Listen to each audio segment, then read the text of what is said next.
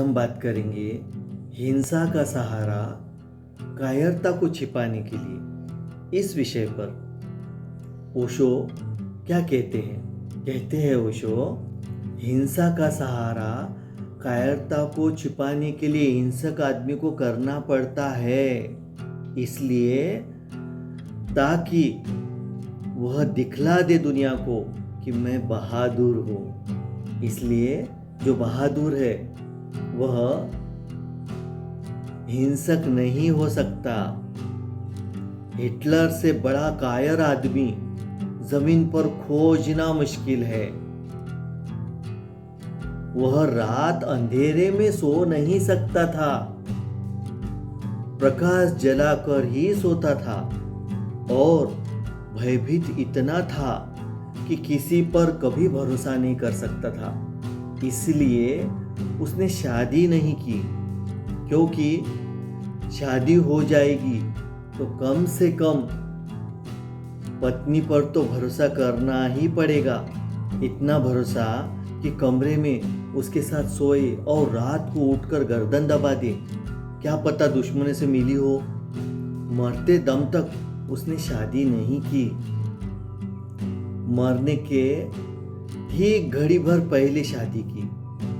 जब सब पक्का हो गया कि अब आत्महत्या ही करनी है, अब कुछ करने को नहीं बचा, जब जहां हिटलर ठहरा था उस जगह पर भी बम गिरने लगे बर्लिन में और हार बिल्कुल सुनिश्चित हो गई, तब उसने पहला जो काम किया वह यह कि जिसको वह जिंदगी भर से स्थगित कर रहा था, शादी करने को, उसने एक पुरोहित को बुलवाया। जो पहला काम किया और कहा कि पहले मेरी शादी कर दो। पुरोहित भी चकित हुआ कि इस घड़ी में शादी, लेकिन कारण यह था कि हिटलर सदा डरा रहा। क्या भरोसा, एक अनजान अपरिचित स्त्री, और सभी अनजान अपरिचित है। किससे परिचय है किसका? अपने से ही परिचय नहीं है तो दूसरे से क्या परिचय? पता नहीं स्त्री किसी की जासूस हो, किसी से मिली हो। रात एक साथ सोना खतरनाक, असुरक्षित। अब कोई डर न रहा। उसने शादी करवाई और शादी होने के बाद जो दूसरा काम किया वह आत्मघात। दोनों ने आत्मघात कर लिया। इतना भयभीत आदमी, जरा सी बात से वह मूर्छित हो जाता था। अगर उसके विपरीत कोई कुछ कह दे तो ऐसा हिटलर के जीवन में कई बार घटा कि उसको मिर्गी आ जाती थी। विपरीत बात भी नहीं सुन सकता था, क्योंकि विपरीत बात का मतलब ही उसे शक आ जाता अपने पर कि मैं कभी गलत हो सकता हूं।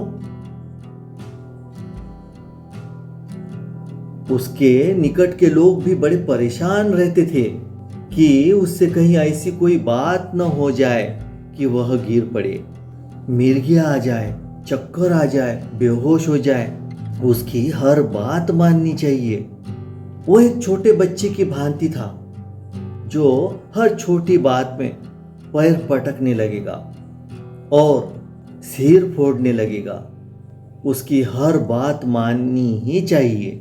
वह हर बात का न्याता है और ज्ञान उसे कुछ भी न था। इस कमजोर आदमी ने सारी दुनिया को हिंसा में डुबो दिया। दूसरा महायुद्ध दुनिया का बड़े से बड़ा युद्ध था। करोड़ों लोग मारे गए। भयंकर हिंसा हुई जैसी कभी न हुई थी। और जिस आदमी के कारण हुई वह महाकायर था। कायर हमेशा हिंसक होगा। कायर को हिंसक होना ही पड़ेगा, नहीं तो अपनी कायरता को छिपाएगा कहाँ? हिंसा की धुएं में ही छिपाएगा ना। ओशो।